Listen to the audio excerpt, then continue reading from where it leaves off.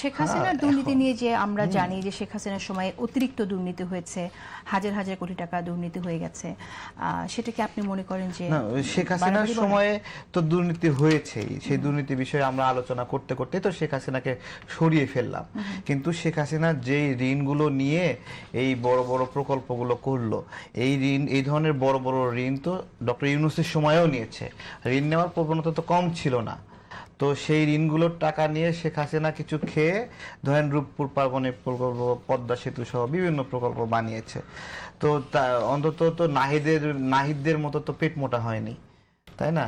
তাদের যে খেয়ে দিয়ে মোটা হয়ে গেছে, সাইজ বড় হয়ে গেছে, ডবল এক্সেল হয়ে গেছে নাহিদরা। তো এইরকম দুর্নীতি কি হয়েছে?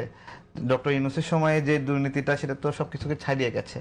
এবং কি ধরনের, এই যে আপনারা গণমাধ্যমে কাজ করছেন না, বিটিভি ভাঙচুর হয়েছিল, এই বিটিভি পুনর্গঠনের জন্য একটা ফান্ডিং হয়, বরাদ্দ হয়, সেই পুরা বরাদ্দ এই নাহিদ আসিফরা চুরি করে ওদের লোকজন দিয়ে, মেরে খায়। পরবর্তীতে আবার বাজেট হয়ে তারপরের কার্যক্রমে বিটিভি সংস্কার হয়েছে।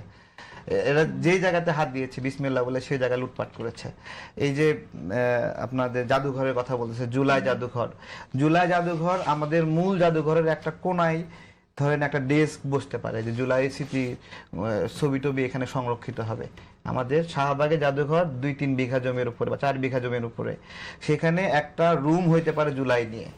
সেখানে কি বলতেছে 100 বিঘা জায়গার উপরে জুলাই জাদুঘর, সেখানে আপনি কি দিবেন? তারপরে সেখানে রাতের অন্ধকারে নিয়োগ পরীক্ষা ছাড়া নিয়োগ হচ্ছে, নিয়োগ পরীক্ষার বিজ্ঞপ্তির আগে নিয়োগ দিচ্ছে। তো এই ছেলেগুলো দায়িত্ব পেয়ে এই এত বড় বড় চুরি করে এখন রূপপুর পারমাণবিক প্রকল্প নিয়ে যদি বয়ান তোলে, পদ্মা সেতু নিয়ে যদি বয়ান তোলে, তাহলে তো ঠিক না। শাহাবুদ্দিন চুপ্পু সাহেব নিয়ে যেই পচা পচা কথা বলছে, যখন শাহাবুদ্দিন চুপ্পুকে প্রথম ফার্স্ট লেভেলে যখন অপসারণের বিষয়ে আওয়াজ উঠছিল যে এখন আন্দোলন হয়েছে, শেখ হাসিনা চলে গেছে, বলতে চাইছেন যে ইন্টারিম গভর্নমেন্টের চাইতে শেখ হাসিনার গভর্নমেন্ট ভালো ছিল? অবশ্যই ইন্টারিম গভর্নমেন্টের কোন কাজগুলোকে আমরা ভালো বলতে পারি? এই যে তাদের রেজওয়ানা ম্যাডামের কথা আসছে, এত পরিপাটি হয়ে গুছায় গাছায় কি সুন্দর করে কথা বলে, বারবার বলতো না যে আমরা তো এক সরকার থেকে নিয়ে আরেক সরকারকে দিতে পারি নাই। সেই পরিপাটি মানুষটা দেখেন গণস্বাস্থ্যের মতো একটা ভালো একটা প্রতিষ্ঠান ডিস্ট্রয় করে দিয়েছে। আপনি যান একটা সেবা নিতে যান, সেখানে সুই ঢুকানোর যে নার্সগুলো আছে এখন হাত কাঁপতেছে।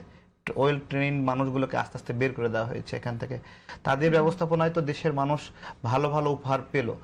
মানুষ, বাচ্চারা মারা যাচ্ছে না এখন, বাচ্চা মারার দায় কি নাহিদ নেবে, আসিফ নেবে, তারপরে মাহফুজ নেবে, রেজওয়ানা ম্যাডাম নেবে, আসিফ নজরুল নেবে, না ডক্টর ইউনূস নেবে, নাকি নূরজাহান নেবে, নূরজাহান বেগম নেবে? কেউ তো দায় নিচ্ছে না।